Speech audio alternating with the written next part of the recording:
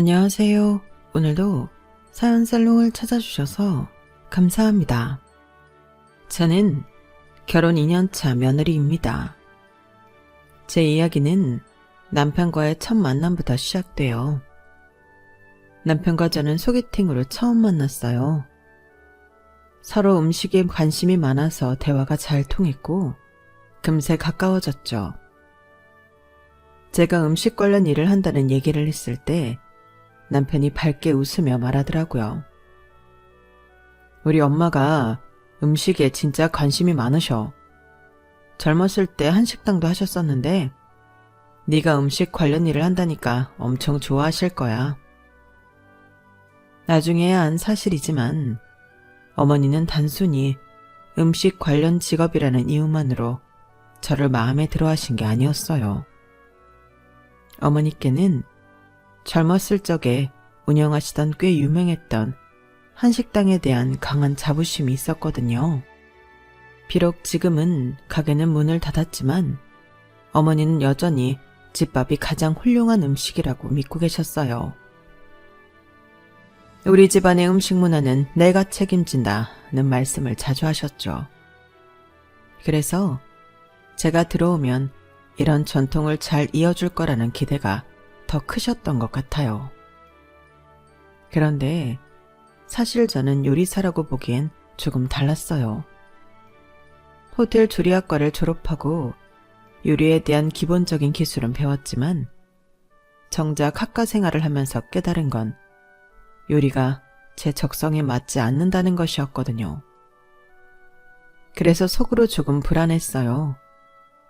남편 말처럼 저는 음식과 관련된 일을 하긴 했지만 일반적으로 생각하는 요리사와는 조금 다른 일을 하고 있었거든요. 저는 푸드 스타일리스트라는 흔하지 않은 직업을 갖고 있었는데요. 음식을 만드는 게 아니라 음식을 예쁘게 꾸미고 시각적으로 돋보이게 해서 잡지나 매체 등에 음식이 비쳤을 때 먹음직스럽게 보일 수 있게 하는 일을 하고 있었어요. 그래도 남편이 너무 자신있게 말하길래 어머니께 잘 설명하면 되겠지 하고 넘겼습니다. 결혼 이야기가 오가며 시댁에 첫인사를 드리러 갔을 때 어머니께서는 환한 미소로 저를 반겨주셨어요. 이야기를 나누던 중 어머니께서 제 직업 이야기를 꺼내셨죠. 음식 관련 일을 한다고 들었는데 어떤 일을 하고 있니? 저는 제 직업에 나름대로 애정도 있고 자부심도 있었기 때문에 자신 있게 대답했어요. 저는 푸드 스타일리스트로 일하고 있어요. 음식을 광고나 촬영용으로 플레이팅하고 비주얼을 꾸미는 일을 하고 있어요. 어머니는 한순간 멈칫하시더니 고개를 갸웃하시며 물으셨어요.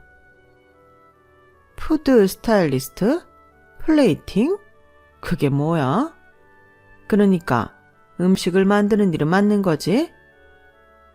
남편이 옆에서 끼어들며 어머니께 설명하려고 했어요. 어머니, 그러니까 직접 요리를 하는 건 아니고 음식을 더 먹음직스럽고 멋지게 보이도록 꾸미는 거예요. 사진 촬영 같은 데 쓰이는 음식 비주얼이요. 하지만 어머니는 여전히 이해가 잘 안 되시는 표정으로 말했어요. 그게 무슨 말인지 잘 모르겠네. 뭐 결국 음식 만드는 일 아닌가? 어쨌든 요리 관련된 거라면 우리 집에 딱이지. 어쨌든 조리학과를 나왔다고 들었는데 요리도 잘하는 거 맞지? 뭔가 오해가 생길 것 같은 느낌에 저는 다시 한번 차분히 설명했어요. 어머니, 제가 호텔 조리학과를 졸업하긴 했지만 제가 하는 일은 음식을 만드는 것보다는 플레이팅과 비주얼을 꾸미는 일이에요. 요리를 잘한다기보다는 음식을 보기 좋게 꾸미는 쪽에 더 가까워요. 어머니는 여전히 조금 헷갈린다는 표정으로 한숨을 쉬시며 이렇게 말씀하셨어요. 어렵게 말하긴.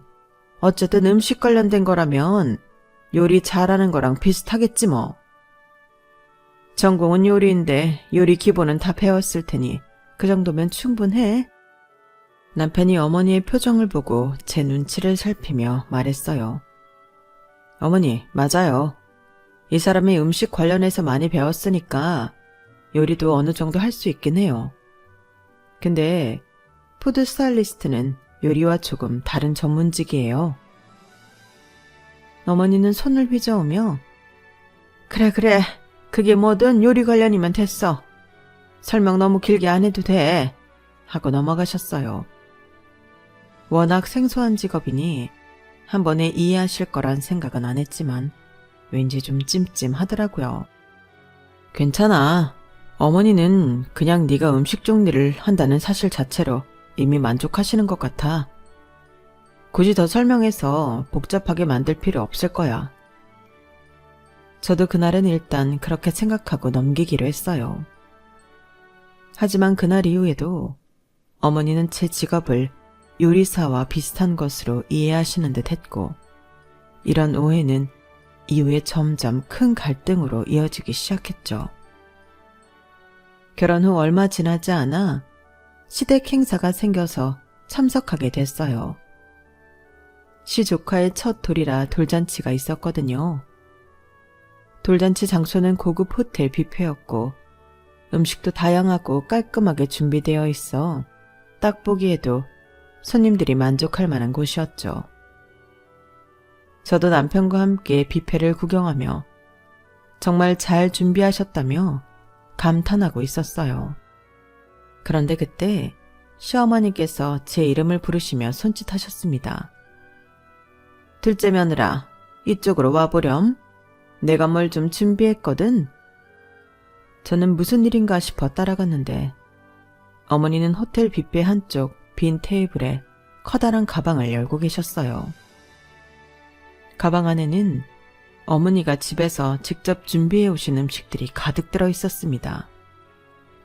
김치, 갈비찜, 나물 반찬, 잡채 같은 전통적인 집밥 메뉴들이었어요. 심지어 전기 보온통에 뜨끈한 된장찌개까지 가져오셨더라고요. 세상에, 어머니, 이걸 다 집에서 가져오신 거예요? 놀란 제가 묻자 어머니는 당당하게 대답하셨습니다. 그럼 우리 집안 잔치에 이런 호텔 음식만으로는 부족하지.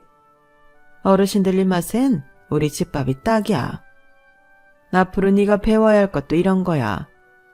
다음에 네 아이 돌잔치 때는 너도 이렇게 준비해야 한다. 순간 말문이 막히더라고요. 시어머니의 자부심 넘치는 모습과 이미 음식이 완벽히 차려진 호텔 뷔페 상황이 너무 대비됐거든요. 그런데 문제는 그뿐만이 아니었어요. 어머니께서 가져오신 음식을 하나 둘씩 테이블 위로 차리기 시작하자 손님들의 시선이 점점 그쪽으로 몰리기 시작했습니다. 호텔 직원들도 어찌할 바를 몰라 멀찍이서 지켜보고 있었고요.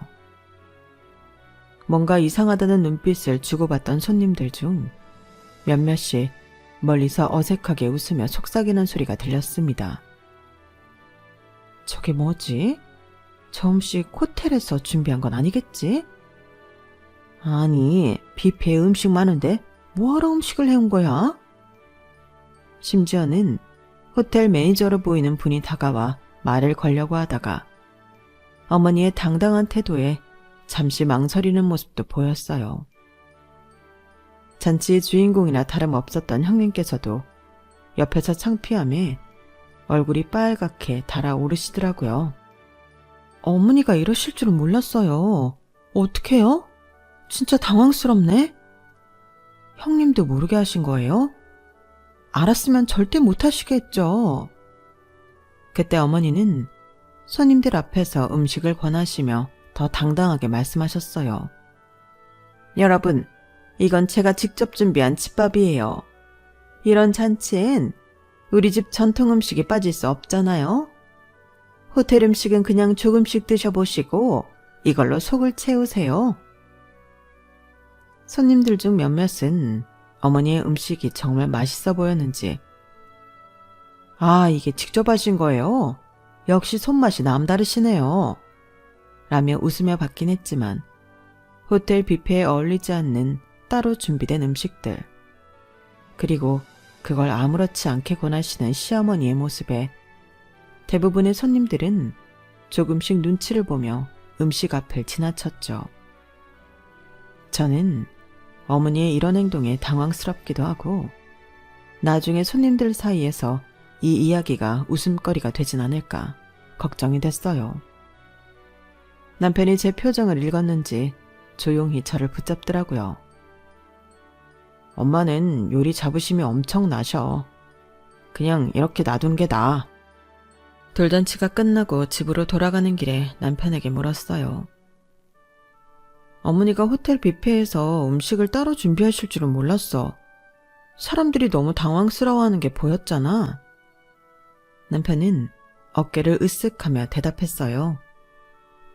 엄마는 우리 집 음식이 최고라는 신념이 있으시니까. 그런데 오늘 일은 솔직히 나도 예상은 못했네. 저렇게까지 하실 줄이야. 그날 저는 어머니의 집밥 철학이 단순한 취향이 아니라 정말 뿌리 깊은 자부심이라는 걸 알게 되었어요. 그리고 어머니의 기대와 제 현실 사이의 거리가 점점 더 크게 느껴지기 시작했죠.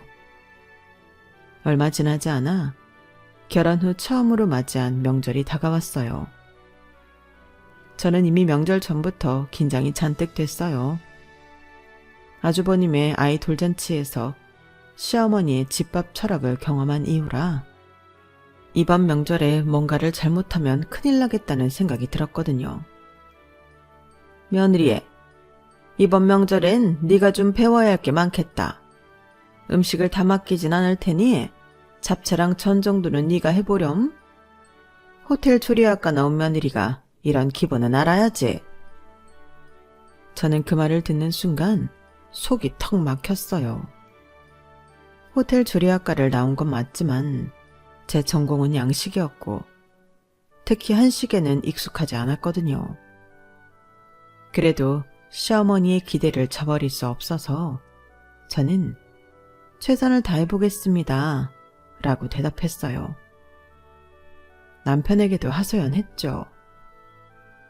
어머니는 아직도 요리 잘한다고 생각하시는 것 같아.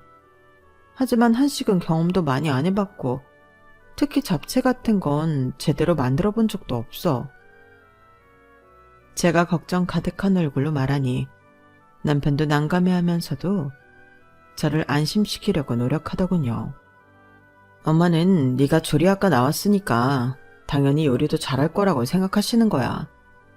그냥 해볼 수 있는 데까지 해봐. 그리고 마음에 안 든다 싶으면 엄마가 결국 다 하실 거야. 남편의 말도 그다지 큰 위로가 되지는 못했어요. 며느리, 이건 내가 손질해둔 거니까 잡채부터 해보렴. 당면 삶는 것부터 시작해봐. 울며 겨자 먹기로 저는 어머니의 눈치를 보며 당면을 삶고 고기와 채소를 각각 볶아 양념을 했습니다. 그리고 잡채를 접시에 예쁘게 담았어요. 각 재료의 식감이 조화를 이루도록 배치했죠. 제 전문 분야인 플레이팅에는 자신이 있었거든요. 완성된 잡채는 눈으로 보기엔 정말 멋졌어요. 색감과 모양은 마치 잡지에서나 볼 법한 비주얼이었죠. 하지만 문제는 맛이었습니다. 어머니가 잡채를 한 입 드시더니 곧바로 얼굴을 찡그리셨어요. 이게 뭐니? 얘야, 당면이 이렇게 퍽퍽하면 양념이 제대로 배지도 않는단다. 그리고 간은 왜 이렇게 싱거운 거야? 간장은 더 넣었어야지. 너 정말 요리를 업으로 하는 사람 맞아? 저는 당황해서 한숨을 쉬며 말했어요. 어머니, 제가 요리를 잘하는 직업은 아니라고 몇 번이나 말씀드렸잖아요. 저는 양식을 전공한 데다 졸업하고 요리사로 일한 경험도 없고 쭉 음식을 꾸미는 일만 해왔는걸요. 그러자 어머니는 한숨을 깊게 쉬며 말씀하셨어요. 그래, 음식을 예쁘게 꾸민다면서. 어쨌든 요리를 해야 음식을 이쁘게 꾸밀 거 아니니? 요리를 못하면 꾸미는 게 무슨 소용이야? 저는 속이 터질 것 같았어요. 맛에는 처음부터 자신이 없었으니 최대한 잘하는 거라도 더 잘 해보자는 마음에 플레이팅에 집중하며 내가 할 수 있는 최선을 다했는데 어머니의 기대에는 전혀 미치지 못한 것 같아 더 답답했죠. 남편이 옆에서 상황을 달래려고 웃으며 말했어요. 엄마, 그래도 비주얼은 진짜 파인다이닝 레스토랑급 아닌가요? 맛은 조금 부족할 수 있어도 말이에요. 하지만 어머니는 고개를 저으며 단호하게 말씀하셨어요. 비주얼이고 뭐고 명절 음식은 맛이 제일 중요해. 내가 다시 만들어야겠다. 며느라, 다음엔 내가 하는 거 잘 보고 제대로 배워야 한다. 어머니는 부엌으로 들어가 직접 잡채를 새로 만드셨고 그 사이 저는 전을 부치기 시작했어요. 그런데 전을 부칠 때도 어머니는 계속 부엌을 들락거리며 지적하셨습니다. 불 조절은 이렇게 하는 거야. 동그랑땡 크기가 왜 이렇게 제각각이니? 이런 걸 기본적으로 해야지. 그날 밤 집으로 돌아오는 차 안에서 저는 남편에게 불만을 털어놓았어요. 이렇게까지 할 거면 왜 나한테 맡기신 거야? 어머니가 하시는 게 제일 맛있을 텐데. 남편은 제 손을 꼭 잡아주며 미안해 하더라고요. 다음번엔 내가 미리 엄마한테 말해놓을게. 너무 스트레스 받지 마. 저는 고개를 끄덕였지만 마음 한구석이 여전히 답답했어요. 특히 어머니의 말. 요리를 해야 꾸미는 거 아냐? 라는 말이 계속 머릿속에 맴돌면서 앞으로 명절이나 가족 행사가 올 때마다 이런 스트레스를 반복할 것 같아 무거운 기분이 들었죠.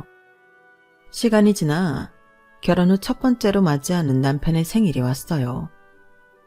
그해 남편의 생일은 평일이었어요.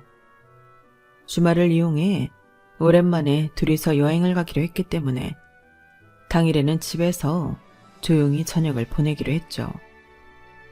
특별한 날인 만큼 저는 오랜만에 옛 전공을 살려 남편에게 정성껏 요리를 해주기로 했어요. 남편은 제 요리를 좋아해서 무척 기뻐하더라고요. 아침에 남편이 시부모님께 전화를 받고 생일 인사를 나눴을 때도 저의 계획을 전하며 설레는 마음을 숨기지 못했죠. 아들, 오늘 생일인데 뭐하니? 오늘은 효진이가 집에서 양식 풀코스를 만들어준대요. 정말 기대돼요. 주말엔 여행도 가고요. 그래? 양식은 잘한다면서 얼마나 잘하는지 궁금하네? 그래, 맛있게 먹고 좋은 시간 보내라. 저는 속으로 안도의 한숨을 쉬었어요. 어머니께서 별다른 말씀 없이 좋은 시간 보내라고 하셨으니 이번엔 정말 저희끼리 조용히 보낼 수 있을 거라 생각했죠. 그래서 저는 정성껏 음식을 준비했습니다. 신선한 샐러드, 따뜻한 크림 스프, 해외 유명 셰프 스타일로 구운 스테이크와 곁들임 야채, 집에서 금방 만들 수 있는 달달한 디저트까지. 평소에는 바쁘다는 핑계로 요리를 제대로 못했지만 남편을 위해 이렇게 신경 쓰는 날은 오랜만이라 저도 기분이 좋았어요. 남편은 옆에서 기대에 찬 목소리로 말했어요. 와, 이건 따로 레스토랑에 안 가도 될 수준인데 진짜 기대된다. 저녁이 완성될 무렵 초인종 소리가 울렸습니다. 남편이 의아한 표정으로 문을 열어보니 시부모님이 서 계셨습니다. 아니, 우리 아들 생일이라고 실력 발휘 좀 한다기에 와봤다. 그놈의 천국 요리는 얼마나 잘하는지 보러 왔지? 남편의 얼굴이 굳었고 저는 부엌에서 멈칫하며 눈치를 봤습니다. 남편이 최대한 차분한 목소리로 말했어요. 엄마, 말씀도 없이 오시면 어떡해요. 저희 오늘은 그냥 둘이 조용히 보내려고 했는데요. 어머니는 아랑곳하지 않고 웃으며 집으로 들어오셨습니다. 조용히 보내는 건 좋지만 양식은 그렇게 잘한다니 내가 안 먹어볼 수 없잖아. 맛만 보고 갈게. 어머니는 식탁에 앉으셨고 준비한 음식을 드셨습니다. 시아버지도 음식을 살펴보시더니 함께 앉아 한 입씩 드시기 시작했어요. 저희가 먹을 양으로만 세팅해 두었던 음식은 점점 줄어들었고 저는 결국 수저를 내려놓을 수밖에 없었죠. 남편이 참다 못해 말했어요. 엄마, 아빠, 오늘은 효진이가 저 위에 준비한 건데요. 맛보셨으면 그만 돌아가 주시면 안 될까요? 어머니는 그 말을 듣고는 웃으며 말씀하셨어요. 양식이 배가 찬 것도 아닌데 뭘. 보긴 예쁘네. 근데 먹은 것 같지가 않아. 이러고 어떻게 생일이라고 하겠니? 남편의 목소리가 조금 더 단호해졌습니다. 엄마, 제가 말했잖아요. 오늘은 저희끼리 보내고 싶다고요. 요리를 안 좋아하는 사람이 제 생일 한번 챙겨주겠다고 이렇게까지 정성 들여 신경 써줬는데 그걸 좀 알아주시면 안 돼요? 그러자 아버지가 끼어들며 웃으셨어요. 야, 네 녀석은 왜 이렇게 쓸데없이 예민하게 구냐? 엄마가 너 장가 보내고도 뜨뜻한 밥 맛있게 잘 먹이려고 그러는 거 아니냐? 어릴 때부터 엄마 밥 맛있다고 잘 먹고 컸으면서 뭘 그러냐? 하지만 시아버지에게는 화를 낼 틈도 없이 시어머니는 이미 냉장고를 열어 재료를 꺼내기 시작하셨습니다. 그냥 내가 부엌 좀 써야겠다. 된장찌개 끓여서 밥 한 끼 먹고 가야겠다. 우리 집은 생일엔 밥 먹는 게 기본이지. 남편은 머리를 감싸쥐고 한숨을 쉬며 저를 바라봤습니다. 저는 아무 말도 하지 못한 채 어머니가 부엌에서 된장찌개를 끓이시는 모습을 바라봤어요. 엄마, 제발 그만 좀 하세요. 오늘은 그냥 집에 가세요. 뭐야? 네 생일에 밥 한 그릇도 못 먹고 가면 내가 속이 뒤집힌다. 기다려라. 금방 된다. 결국 저희는 된장찌개와 밥을 먹게 되었고 제가 정성 들여 만든 양식은 완전히 잊혀진 채였습니다. 어머니는 식사를 마치고 한숨을 쉬며 말씀하셨어요. 양식은 뭐 보기엔 예쁘지만 역시 우리 집밥이 최고야. 며느라, 다음엔 이런 밥상을 제대로 차려보렴. 이게 진짜 음식이지. 안 그러냐? 그날 밤 남편은 저를 달래려 애썼지만 저는 이미 화가 머리끝까지 나 있었습니다. 여보, 엄마는 그냥 당신 음식을 먹어보고 싶었던 거야. 너무 속상해하지 마. 그럼 왜 굳이 된장찌개까지 끓여서 밥을 먹고 가셨는데? 남편도 할 말을 잃고 말없이 제 손을 잡았습니다. 저는 그날 이후로 시부모님과 관련된 모든 일이 불안하게 느껴지기 시작했어요. 함께 보내는 남편의 첫 생일이 엉망이 된 후 저는 남편에게 강력히 선언했습니다. 이번 생일엔 절대 집에서 요리 안 해.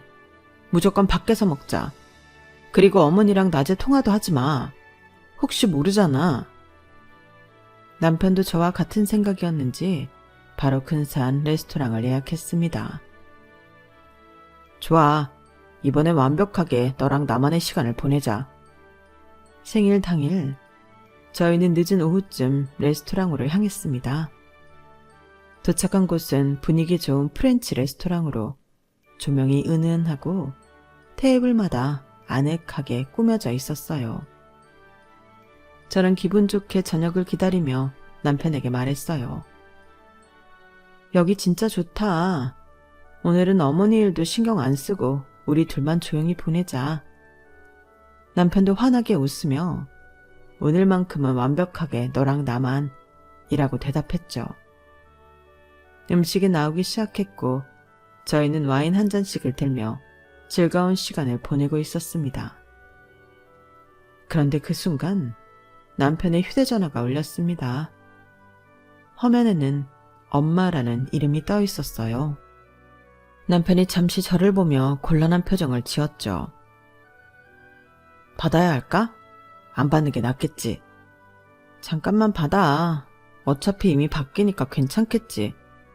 그래도 짧게, 아주 짧게. 남편이 전화를 받자 어머니의 목소리가 전화 너머로 들렸습니다. 아들, 너 뭐하니? 오늘 생일인데 집에서 뭐 해 먹었냐? 남편이 최대한 조심스럽게 대답했어요. 지금 밖에서 같이 저녁 먹고 있어요. 근사한 레스토랑에서요. 그 말이 끝나기가 무섭게 어머니가 크게 소리치셨어요. 뭐? 밖에서 먹어? 평소에는 음식 잘 하지도 않으면서 이런 특별한 날에라도 요리를 해서 하루빨리 실력을 늘릴 생각을 해야지. 뭐 하는 거냐? 걔는 허구한 날 요리 잘 못한다고 징징대더니 이렇게 안 하면 언제 늘 거래? 저는 테이블 건너편에서 남편의 얼굴이 굳어가는 걸 봤습니다. 남편이 진정시키려 했지만 어머니는 계속 말씀하셨어요. 다음 주부터 주말마다 우리 집에 보내라. 내가 요리 강습해 줄 테니까. 니네 언제까지 이렇게 살 거야? 남편이 단호한 목소리로 대답했어요. 엄마, 오늘은 제 생일이에요. 그리고 저희는 둘이서 특별한 시간을 보내고 싶어서 이렇게 한 거라고요. 요리는 배우고 싶으면 집사람이 알아서 배우겠죠. 강습 같은 건 필요 없어요. 하지만 어머니는 아랑곳하지 않고 말씀하셨습니다. 네 마누라한테만 그렇게 배려만 해줄 게 아니라 네가 엄마한테도 배려를 해야지. 남자가 결혼하고 밥도 제대로 못 얻어먹고 그게 말이 되니? 엄마가 괜히 이러는 줄 알아? 남편은 결국 목소리를 조금 높이며 말했습니다. 엄마, 진짜 오늘은 그만하세요. 저희 둘만의 시간 망치지 말아주세요. 이 얘기는 더 하고 싶지 않으니까 이만 끊을게요. 전화를 끊은 남편은 깊게 한숨을 쉬며 고개를 들었지만 이미 제 기분은 엉망이었습니다. 저는 포크를 내려놓으며 말했어요. 왜 저렇게까지 하시는 걸까? 나 요리 안 맞아서 그만뒀다고 몇 번이나 말씀드렸는데. 남편은 미안한 얼굴로 제 손을 잡으며 대답했어요. 엄마가 우리를 생각해서 그러는 거야. 표현 방식이 좀 잘못됐지만 그래도 너무 신경 쓰지 마. 하지만 저는 너무 화가 나 있었습니다. 어머니의 요리 강습 제안은 남편이 단호히 거절해서 무산되었지만 저를 무시하는 어머니의 태도는 제 마음의 상처로 남았습니다. 저녁을 마치고 집으로 돌아오는 길, 남편이 다시 한번 사과했어요. 여보, 정말 미안해. 다음엔 아예 전화도 안 받고 더 철저히 대비할게. 그게 문제야? 내가 요리를 못한다고 매번 이런 얘기를 듣는데 그게 스트레스라고. 나 정말 요리 더 싫어질 것 같아. 그날 이후로 저는 요리와 관련된 시댁의 기대에 대해 더 큰 부담을 느끼게 되었고 남편의 생일조차도 온전히 우리 부부를 위한 시간을 보낼 수 없다는 생각에 스트레스가 심해졌어요. 남편의 세 번째 생일이 다가오자 저는 남편에게 단호히 말했습니다. 이번엔 아예 집에 있지도 않을 거야.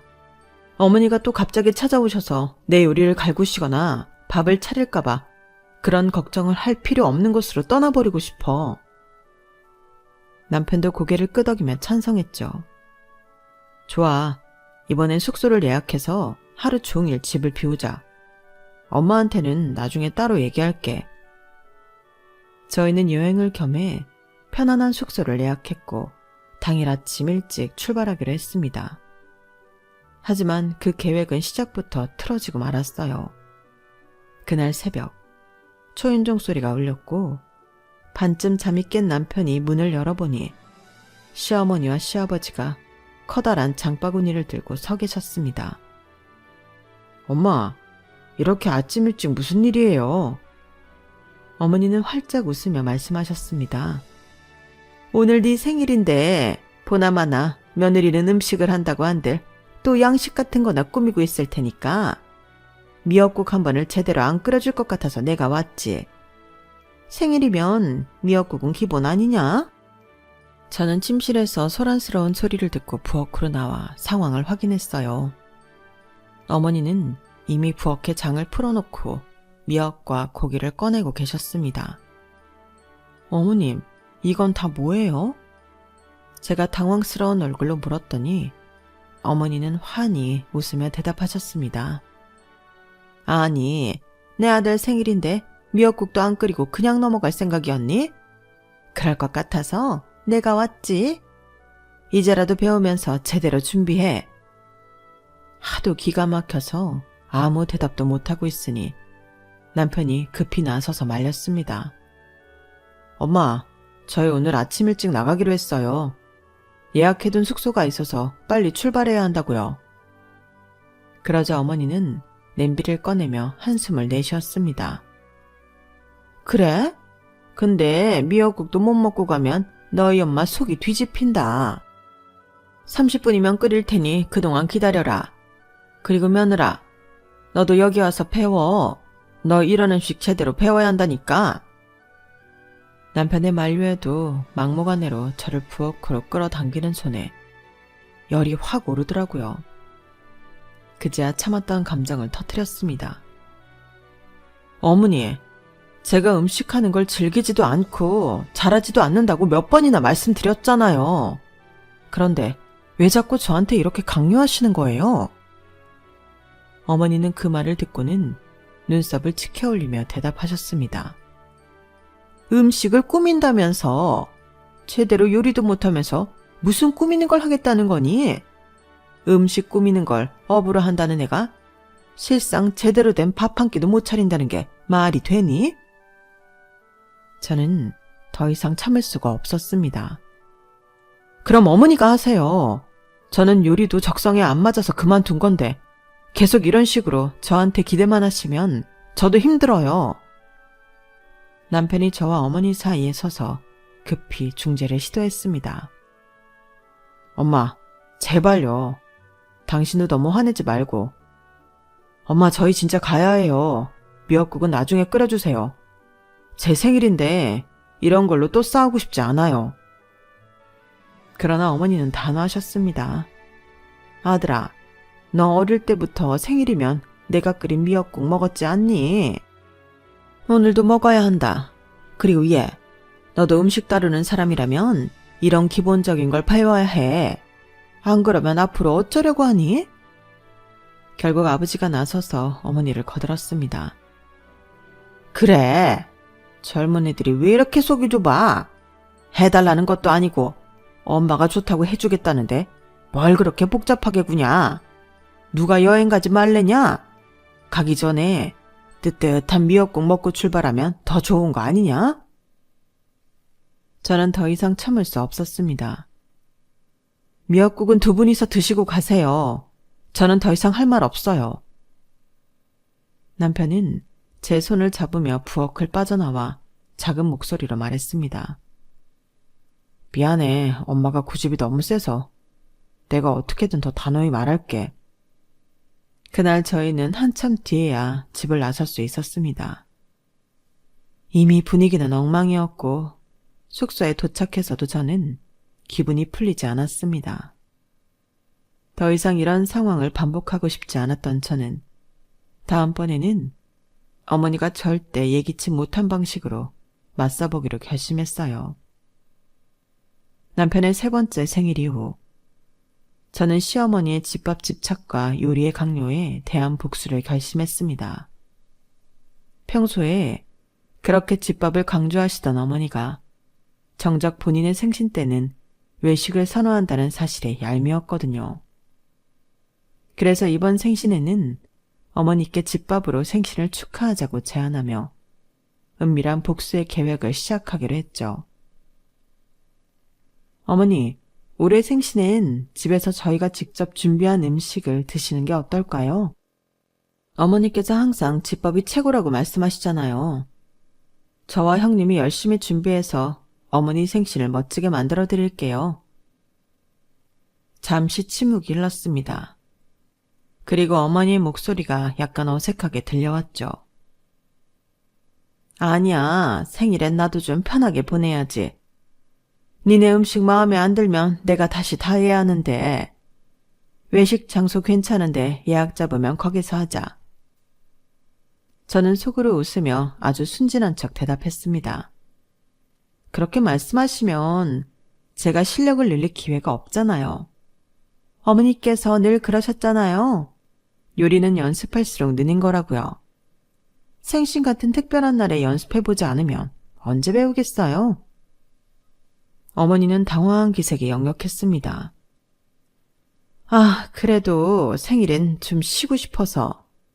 네가 그렇게 말하니 뭐. 알겠다. 그럼 한번 해보거라. 전화를 끊고 남편에게 상황을 설명하자 남편은 말없이 고개를 절레절레 흔들었습니다. 여보, 엄마를 이렇게 몰아붙이면 나중에 후회하지 않을까? 아니, 절대 후회 안 해. 이번엔 어머니께 내가 얼마나 진지하게 배우고 있는지 보여드릴 거야. 단 내 방식대로. 며칠 후 상황을 알게 된 형님이 제게 따로 연락하셨습니다. 왜 그런 제안을 한 거야? 생일엔 그냥 외식으로 끝내면 편하지 않아? 도대체 무슨 생각이야? 형님, 형님도 아이 돌잔치 때 억울했던 거 잊으셨어요? 어머니가 우리를 요리로 힘들게 하는 걸 끊으려면 이번 기회가 절호의 찬스라고요. 만약에 이번에도 우리가 얌전히 넘어가면 어머니는 계속 요리를 강요하실 거예요. 형님은 망설이면서도 살짝 흔들리는 표정으로 물었습니다. 근데 우리가 이런다고 어머니가 변하실까? 형님, 복수는 혼자 하는 게 아니에요. 우리 둘이 힘을 합쳐야 제대로 효과를 볼 수 있어요. 어머니께서 요리로 더 이상 우리를 괴롭히지 못하게 만드는 게 목표잖아요.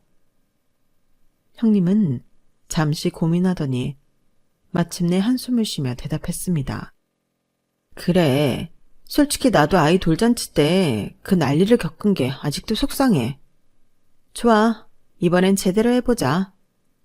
생신 당일 저와 형님은 부엌에서 열심히 움직이며 요리를 준비했습니다. 물론 복수의 포인트를 놓치지 않고 하나하나 신경 쓰면서요.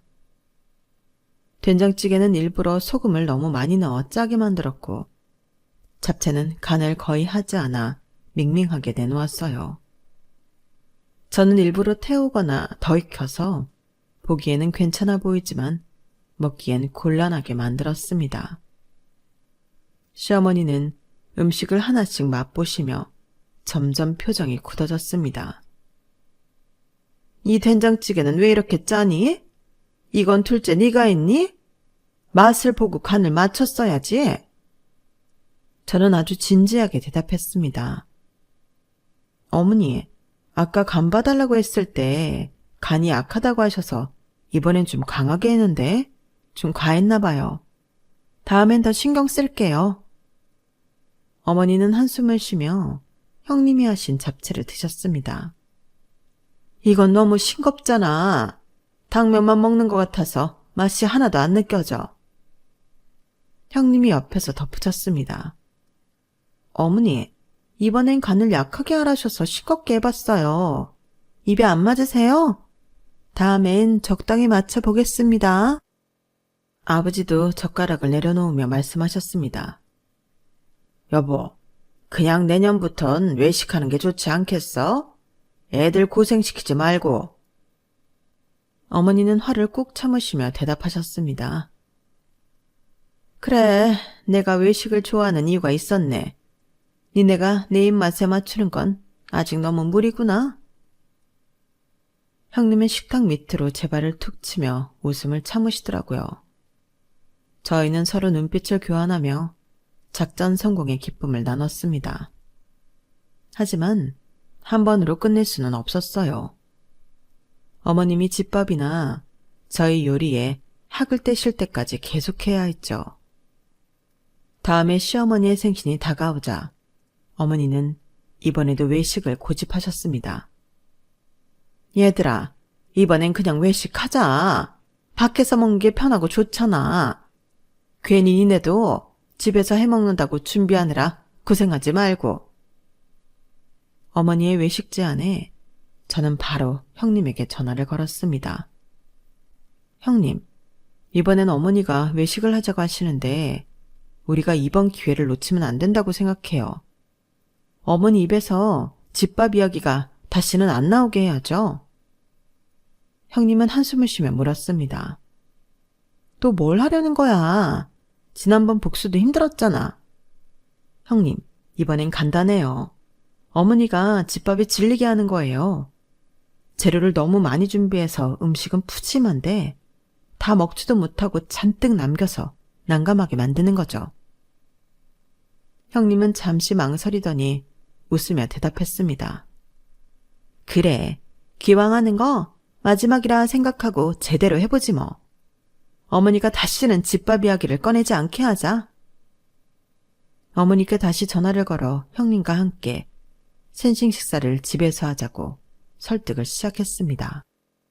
어머님, 이번엔 어머님 댁에서 식사를 준비할게요. 어머니께서 항상 말씀하셨잖아요. 요리는 연습해야 된다고. 이번에도 어머니가 저희 실력이 얼마나 늘었는지 봐주셔야죠. 어머니는 단호히 거절하려 하셨습니다. 아니야, 밖에서 먹는 게 편하고 좋다니까. 생일엔 나도 좀 분위기 있는 곳에서 맛있는 걸 먹으면서 쉬고 싶다. 하지만 저와 형님이 한 목소리로 말했다는 걸 듣고 어머니는 결국 설득당하셨습니다. 그래, 네가 그렇게 하고 싶다면 어쩔 수 없지만 너무 과하게 준비하지 말고 간단하게 해. 생신 당일 저는 형님과 장을 보러 갔습니다. 물론 과하게 준비하지 말라는 어머니의 말은 전혀 신경 쓰지 않았죠. 냉장고와 찬장을 꽉 채울 정도로 엄청난 양의 재료를 사들였죠. 형님이 장바구니를 보며 웃음을 터뜨렸습니다. 와, 이거 너무 많은 거 아니야? 이 양으로 엉터리 음식을 하면 어머님 진짜 화가 많이 나시겠는데? 우리 진짜 괜찮을까? 괜찮아요, 형님. 어머니께서 푸짐하게 먹는 집밥이 최고라고 하셨잖아요. 오늘 어머니의 이상을 완벽히 실현해 드리는 거예요. 부엌에서는 재료 손질만으로도 한나절이 걸렸습니다. 저와 형님은 서로 웃음을 참으며 끝없이 재료를 다듬고 조리대에 음식을 쌓아 올렸죠. 찌개는 커다란 냄비 2개로 끓였고 잡채는 대야 크기의 그릇에 담았습니다. 저는 종류별로 50장쯤 부쳤고 나물 반찬도 끝없이 만들어냈습니다. 시어머니는 거실에서 이 모습을 지켜보며 점점 불안한 표정을 지으셨습니다. 얘들아, 너무 많이 하는 거 아니야? 이거 다 먹지도 못할 텐데. 형님이 재빨리 대답했습니다. 어머니 생신인데 부족하면 안 되잖아요. 어머니께서 항상 말씀하시던 집밥다운 푸짐한 상을 준비하는 중이에요. 결국 식탁 위에 올라온 음식은 너무 많아서 2번째 테이블까지 꺼내야 했습니다. 시어머니는 처음엔 웃으시며 음식을 맛보셨지만 엉터리로 한 음식을 얼마 못 드시고는 점점 손을 놓으시며 한숨을 내쉬기 시작하셨습니다. 이건 정말 맛도 맛이지만 너무 많아서 이걸 다 어떻게 먹니? 남은 건 다 어떡하고? 시아버지도 젓가락을 내려놓으며 말씀하셨습니다. 여보, 다음부턴 그냥 외식하자. 이건 너무 과하다. 우리가 요리도 못하는 애들한테 너무 부담을 줬어. 저는 아주 순진하게 대답했습니다. 어머니 괜찮아요. 어머니께서 집밥을 좋아하시니 남은 음식들은 앞으로 며칠 동안은 걱정 없이 드실 수 있을 거예요. 아니, 그럴 필요 없어. 다음엔 진짜 외식하자. 이거 너무 힘들잖아. 내가 괜히 말했나 봐. 형님과 저는 서로 눈짓을 주고받으며 속으로 웃음을 터뜨렸습니다. 그날 이후로 시어머니는 생신 때마다 집밥 이야기를 꺼내는 대신 외식을 고집하시게 되었죠. 사실 저희가 한 음식은 저희도 맛 없었거든요. 고생은 했지만 보람은 있었어요. 끔찍한 요리 지옥 이후 시어머니께서는 며느리들 앞에서 음식에 대한 자부심을 드러내지도 잘해야 한다며 강요하지도 않게 되셨습니다. 저희 부부의 기념일에 밥상 고나리를 하는 일도 아예 사라지셨죠. 마지막 생신날의 과한 집밥 잔치가 어머니께는 상당히 큰 충격이었던 모양입니다.